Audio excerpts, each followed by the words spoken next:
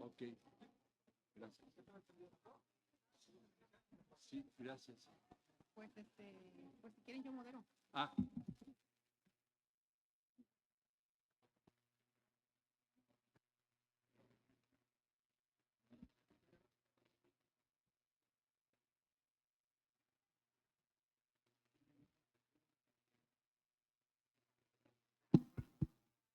Ya. Voy a tomarlo.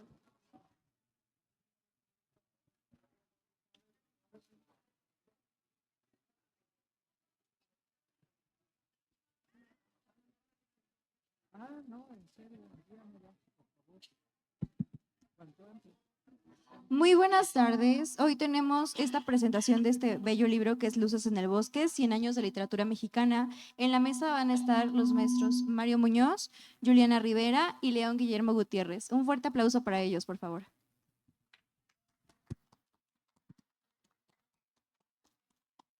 Buenas tardes, gracias por acompañarnos hoy a la presentación del doctor y escritor León Guillermo Gutiérrez, titulado Luces en el Bosque y editado por Bonilla Artigas. Bueno, yo preparé un texto así como obsequio. Voy a ser rápida en su lectura para no aburrirlos y luego vamos a conversar con el maestro Mario, que también seguramente va a tener mucho que aportar y bueno, nos quedamos como 10 minutos al final por si el público tiene algunas preguntas que hacerle al autor. Bien. En cuanto tuve en mis manos Luces en el Bosque, 100 años de literatura mexicana, de León Guillermo Gutiérrez, vinieron a mi memoria otros libros de parecida índole. Sin embargo, al revisar el índice, advertí la singularidad que los separa de otros trabajos de investigación similares. Luces en el Bosque no es un resumen de la literatura del siglo XX. Cada ensayo, son 15 para ser exactos, comprende autores tanto canónicos como segregados, pero el atributo del trabajo de Gutiérrez ha sido presentar a cada escritor desde un punto de inflexión en el marco de su producción, así como en el resto, ¿sí?, de la literatura mexicana. La palabra presenta a lo largo del libro es recurrente, pues así es el tratamiento que Gutiérrez aborda a cada obra junto con su autor. Este último tiene sentido ya que desde la presentación, Gutiérrez nos comparte a modo argumentativo no solo su perspectiva en torno a la literatura, sino a los fines de la selección cuando cita a Octavio Paz. La literatura es nuestro oficio y nuestra pasión, cierto. La literatura no salva al mundo, al menos lo hace visible, lo presenta o mejor, lo representa o mejor lo presenta. Hasta ahí Paz. Gutiérrez conoce a la perfección el género ensayístico, no se afana en probar teorías ni modelos de análisis en los ensayos, sino que se concentra en la reflexión muy amenamente para mostrarnos aquella presentación del mundo de cada autor, siguiendo a Octavio Paz, ¿no? Los de abajo, 1916, de Mariano Azuela. Gracias. De Mariano Azuela es la primera obra y autor con que el libro de ensayos se inaugura. Y pese a que muchos que lo reconocerán de a oídas, todo el mundo sabe quién es, o generalmente todo el mundo sabe quiénes son los de abajo, el autor, Mariano Azuela, esta ocasión en este libro se nos muestra desde una arista poco advertida, y cito a León Guillermo: si en un principio el realismo opera de una manera contundente para dar paso a un movimiento de descripción simbólica, es porque es el único medio para presentar artísticamente la crítica al curso de la revolución. Y sigue, es impecable, hay un perfecto equilibrio entre diálogo, acción y descripción. Así pues, Gutiérrez nos conduce a otras visiones de la realidad y a la manera en que otras obras lo pusieron en perspectiva. En los ensayos están autores como Jorge López Páez, Carlos Fuentes, Miguel Barbachano Ponce, Elena Garro, Sergio Pitol, Luis Zapata y Enrique Serna. Debo subrayar que frente a las narrativas de los escritores antes referidos, hallamos ensayos en torno a un traductor y poetas. ¿sí? Así como otros géneros como la crónica y la autobiografía. Ahora bien, la notoria inclusión de poetas en el libro es también relevante, no solo porque muy pocas veces sucede el caso, sino porque los poetas estudiados, 7 para ser exactos, van desde los más reconocidos como Carlos Pellicer, Salvador Novo y Elsa Cross, que vendrá, ¿verdad? Ajá. Hasta aquellos que han sido soslayados por la historia de la literatura, me refiero a Pedro Requena, que es el poeta y traductor, y Carlos Gutiérrez Cruz, que es el poeta socialista de México. Y por último, y no menos importante, Amparo Dávila, que para mi sorpresa aquí es presentada como poeta, que generalmente en las antologías siempre es como narradora. Bien, asimismo noté que faltan algunos escritores. Lo que hace también más notoria la singularidad del libro. Por lo anterior y atendiendo a la extrañeza que me produjo el índice variopinto, decidí atender a los poetas. Nada más, imagino que el maestro Mario va a tener muchas cosas importantes que decirnos sobre los narradores, porque él es más experto en narradores. Bien, entonces, los poetas, dice, como había anticipado, ellos son Requena, Gutiérrez Cruz, Pellicer, Novo, Dávila, Gutiérrez Vega y Cross. El primero de ellos es Pedro Requena Legarreta. Requena fue un reconocido traductor en México y Nueva York, aunque su vida fue breve, corrió paralelamente al modernismo. Pero también para otros críticos como Duster, a decir de Gutiérrez, quien lo consideró un contemporáneo del Ateneo. Cito, la versión que hiciera al español de Jim Tagali le valió el reconocimiento a propios extraños, según sus contemporáneos. Tenía el empeño de ser el mejor traductor de nuestro idioma. Sin embargo, la poesía de Requena despierta interés a partir de su fallecimiento. Reconocido por José Vasconcelos, Carlos Pellicer y Antonio Castro Leal, se dirá que los temas de su poesía son varios y vastos. Canta su amor por la vida, por el hombre, por la tierra y por el sol que dora su piel. Así como para el poeta todo es un ciclo de renovación. Una revelación del mundo, diré yo, muy belardiana incluso, ¿no? Lo cíclico y lo… ¿sí? Siguiendo a los poetas de aura modernista, pero ya en cumbre de la vanguardia encabezada por el estridentismo y los contemporáneos, se encuentra Carlos Gutiérrez Cruz, el poeta socialista, cuyo epíteto León Guillermo Gutiérrez usa para el título del ensayo. Interesante texto porque nos permite asomarnos a las pugnas intelectuales, ¿sí? Que también son la impronta de las letras mexicanas. Las afrentas ideológicas llevaron a este poeta a ser un disidente político y estético del grupo de los contemporáneos, señalándolos como protegidos de Vasconcelos, en especial contra Salvador Novo. Sobre tal conflicto, José Emilio Pacheco da cuenta en el poema Futuro Pretérito, hacia finales del siglo XX, el cual León Guillermo tuvo a bien compartirlo en el ensayo. Ahí aparece el poema de Emilio Pacheco. La pugna, la crítica y un grupo privilegiado y las disidencias por ideologías y estéticas a 100 años hoy siguen vigentes. En tanto, a Carlos Pellicer le debemos la inauguración del discurso homoerótico en la poesía mexicana del siglo XX. Gutiérrez hace un estudio minucioso de Recinto, el poeta tabasqueño, donde el silencio es corporeizado, porque de qué otra manera lo vedado y lo fugaz podría trascender si no es por la palabra. En Recinto se expresa la intrínseca relación entre erotismo y poesía, pero un tanto divergente a su tiempo, con que Gutiérrez concluye que el poema consigna los códigos de construcción cultural de la sexualidad de toda una época. Por su parte, da respuesta a la pregunta ontológica de la literatura, saber quién se es.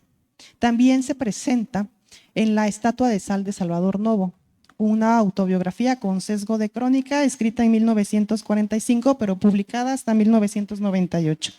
En ella, Novo se busca, pierde, encuentra y crea su identidad homosexual por las calles de la Ciudad de México o la urbanidad o la urbe, como le llamas.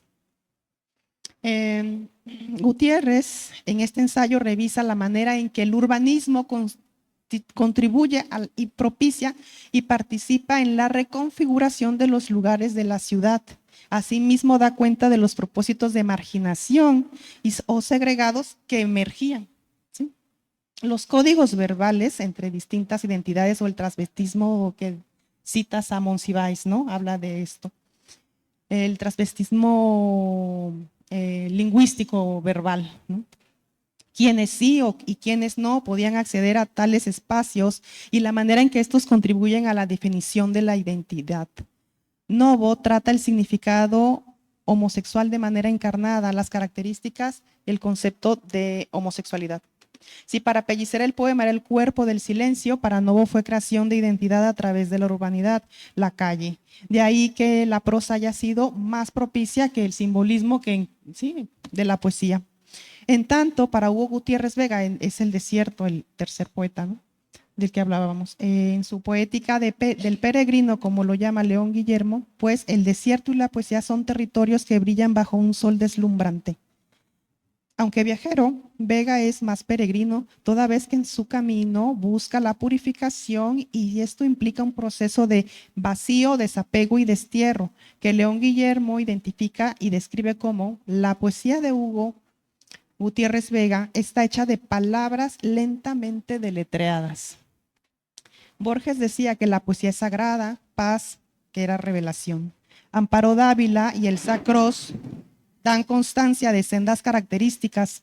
Dávila lo hace a través de la poética de la meditación, la vigilia, el cuerpo y la noche, a decir de Gutiérrez. La poesía de Amparo dialoga con la poesía de San Juan de la Cruz, Javier Villaurrutia, Constantino Cavafis, pero se impone también como una poeta vigente de gran estirpe a quien no le enturbia el pecho el dorado techo fabricado en jaspes sustentado. Acerca de Elsa Cross, a quien Gutiérrez estudia en su poemario Baniano, 1986, dice al respecto: nos ofrece una cosmovisión poética de lo que Siddha Yoga enseña, la relación del propio ser con el ser absoluto. El poemario lo estructura en 7 apartados. El número encierra en sí mismo un simbolismo universal. Hasta ahí. Como se deja ver, la búsqueda de la identidad individual y colectiva se trasviste de temas, motivos, viajes, caminatas, pero ahí está y estará, porque todo poema en el sentido moderno de la palabra es construirse una identidad. Citas a Luis de Aguinaga. Bien, ahora, finalmente, para cerrar, ya me callo. Ahora que aumentan dentro de las escrituras contemporáneas los géneros híbridos y se encuentran en el top las lecturas, resulta pertinente pasar revista a los primeros exponentes, escritoras y escritores mexicanos en cuyas obras está aquella pregunta ontológica: ¿quién soy? ¿No? Luces en el bosque, 100 años de literatura mexicana, nos ofrece ese acercamiento. ¿Sí? Infiero que la literatura contemporánea ha tenido como derrotero la hibridación porque sigue planteándose quién soy. Evidentemente porque hay una mayor exposición, sí, del yo autor, ya sea porque es menor la censura, ya sea porque aún no le encontramos la cuadratura al círculo. En fin, en este sentido nos es natural refugiarnos en las palabras como lector o escritor, en tanto la concebimos como un espacio en el que no solo es posible ser, sino que somos. Gracias.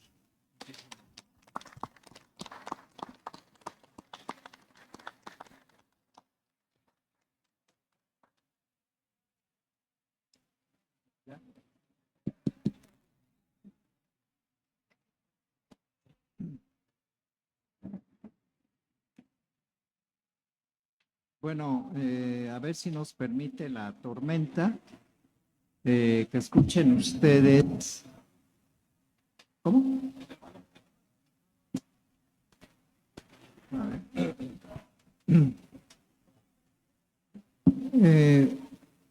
Voy a hacer un comentario sobre el libro de León Guillermo Gutiérrez, que es Luces en el bosque, 100 años de narrativa de literatura mexicana, perdón, 100 años de literatura mexicana. Me parece esclarecedor este libro que yo le llamaría un conjunto de ensayos, porque son accesibles a todo tipo de lectores, especialmente si no son profesionales de la crítica literaria, porque es un libro que no tiene esa pretensión académica que por lo regular es resultado muchas veces de los institutos, de los investigadores, que vuelven este tipo de estudios sumamente densos, porque nada más dialogan con lo que ellos llaman sus pares. Y lo importante para mí siempre no han sido los impares, no los pares. Y por lo tanto, este libro dialoga, y eso es lo importante, con cualquier lector que esté interesado por la literatura mexicana. Es un recorrido de 100 años, tanto a través de escritores sumamente reconocidos, diríamos, escritores icónicos, como Mariano Azuela, pongamos por caso Carlos Fuentes, Enrique Serna, que ya lo es, como escritores que forman parte de la historia literaria de nuestro país, pero que sin embargo son sinceramente desconocidos, como sería Pedro Requena y como sería Carlos Gutiérrez Cruz. Y esto es, León Guillermo no solo atiende a aquellas figuras protagónicas de la literatura nacional que son objeto de constantes revisiones, estudios que forman parte de los programas de las facultades de letras, sino también revisa aquellos autores que por alguna razón, por alguna causa, no han sido debidamente atendidos por la crítica, por los estudiosos, por los aristócratas de la literatura.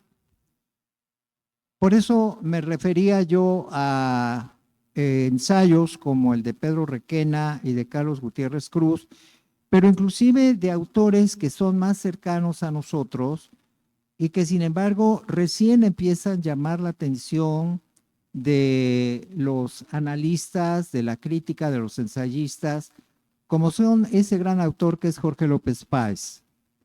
Jorge López Páez, que tiene una producción verdaderamente impresionante entre cuento, novela corta, ha sido relegado en las facultades de letras porque no se le incluye como materia de estudio. Entonces, recién cuando se celebraron, si no mal recuerdo, los 100 años de su nacimiento, llamamos la atención dedicándole un número de nuestra revista, parte de ese número, precisamente, que es, por cierto, de Huatusco.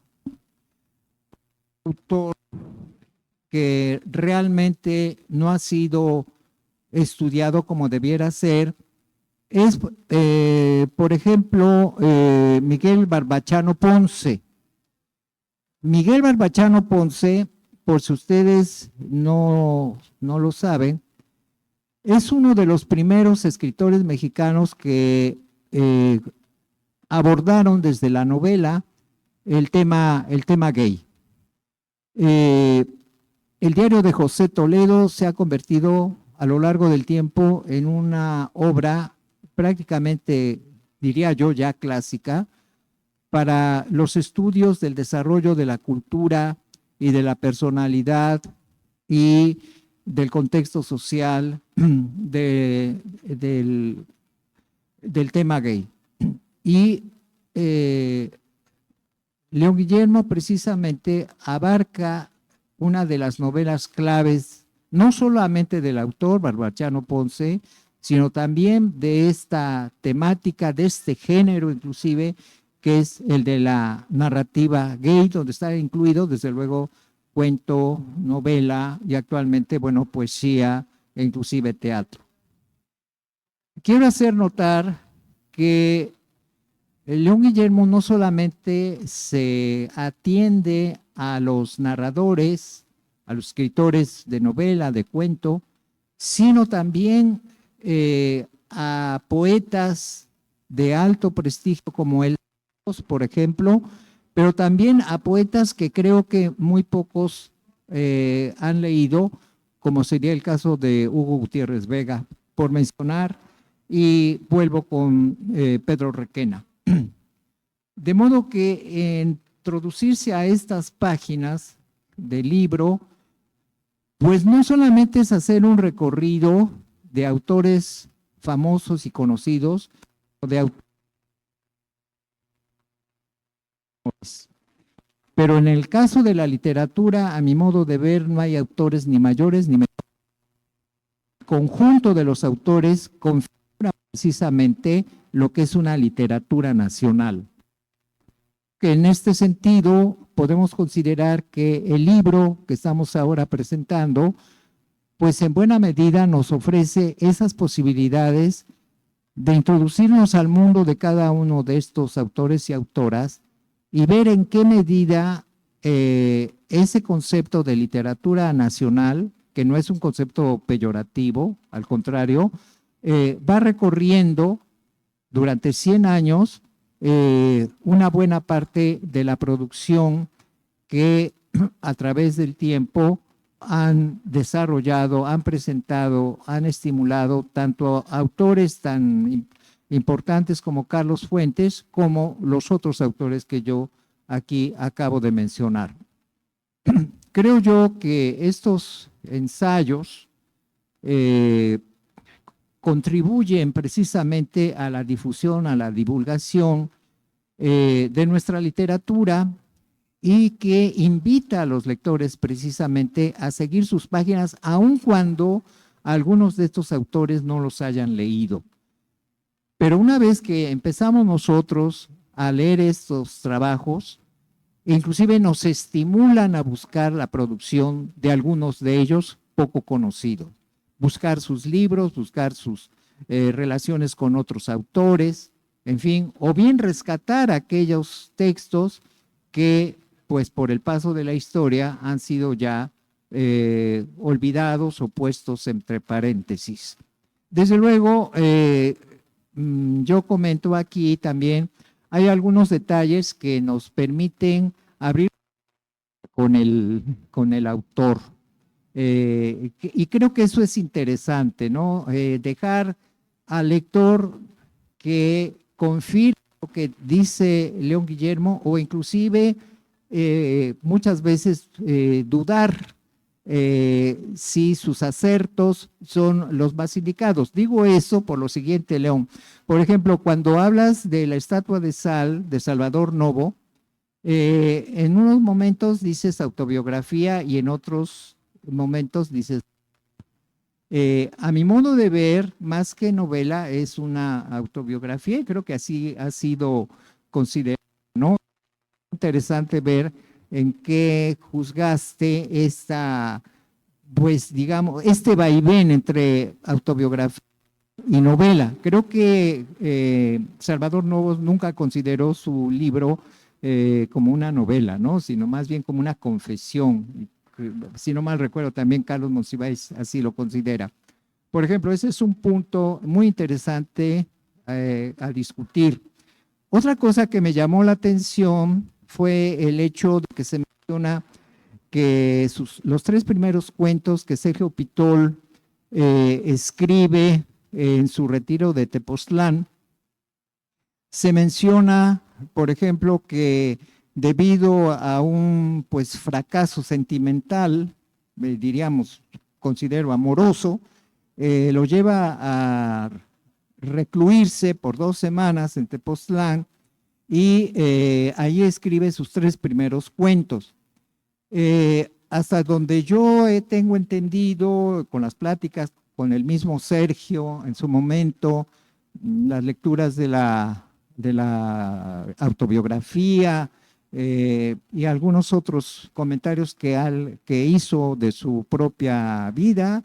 En realidad, bueno, hasta donde tengo entendido, fue a Tepoztlán no movido por un desaire amoroso, sino más bien fue llevado ahí porque le habían recomendado una traducción, creo que Jiménez Siles, y para hacerse un poco de tiempo, porque llevaba una vida bastante dispersa en la Ciudad de México, decidió ir a Tepoztlán para terminar esa traducción. Y como él dice en un momento, regresé a la Ciudad de México, pero no toqué para nada la traducción porque me dediqué a escribir esos 3 cuentos que forman parte de su primer volumen, aparecido en 1959.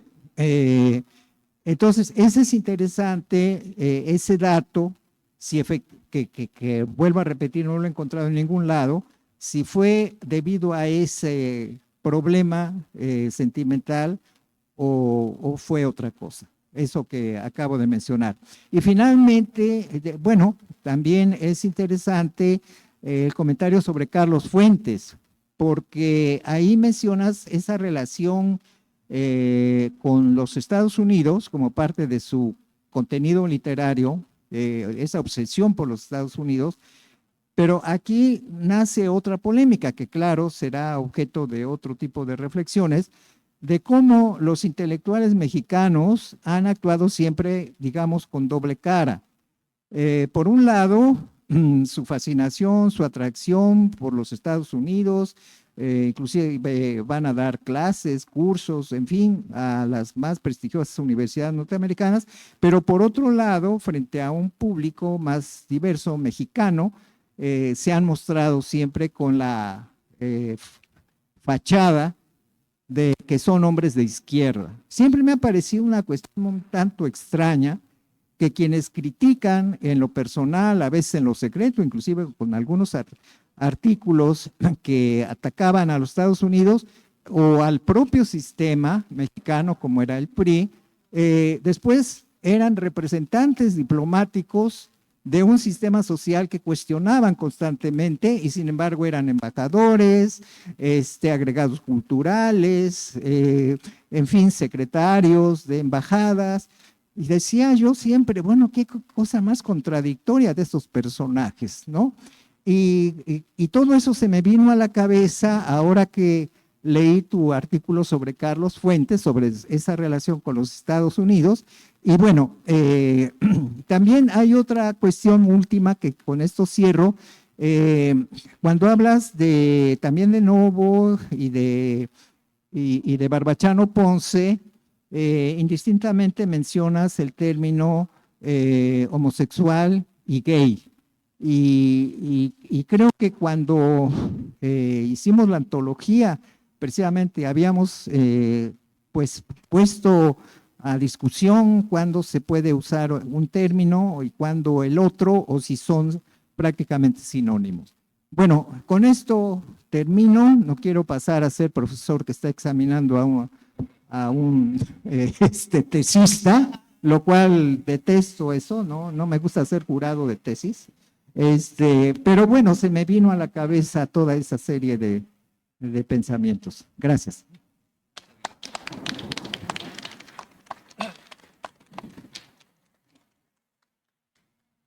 ¿Qué tal? Muy buenas tardes, sí, son tardes todavía. En primer lugar, quiero agradecer a la Feria Internacional del Libro Universitario, a su directora, a Judith Paniagua. Quiero agradecer en esta mesa los comentarios de Juliana Rivera, así como del maestro Muñoz, con quien me une una amistad muy larga de unos más de 30 años, y agradezco muchísimo la presencia de todos ustedes.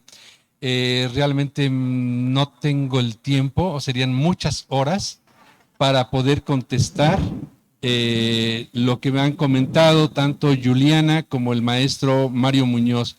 Comenzaré con la pregunta o lo que dice Juliana. Dice, hacen falta, y me lo había comentado Humberto Musacchio, y no, le digo, no es un libro de ausencias, es un libro de presencias. es decir, son los que están, no los que no están. Quienes han estado escuchando los nombres de los autores, efectivamente, no fue un libro premeditado de decir estos son y por esta razón y todos son canónicos y todos son narradores o todos son poetas. No, de ninguna manera. Creo que este libro se fue escribiendo a través de muchos años y efectivamente algo que los dos han comentado, cosa que se los agradezco, es un libro, sí, es ameno de leer, pero aquí efectivamente está mi trabajo de académico, de investigador, de crítico literario y de ensayista, que ninguno se opone al otro, pero entonces es de presencias, no de ausencias, porque las ausencias serían mucho. Por eso es Luces en el Bosque, y son unas cuantas luces en este vasto bosque de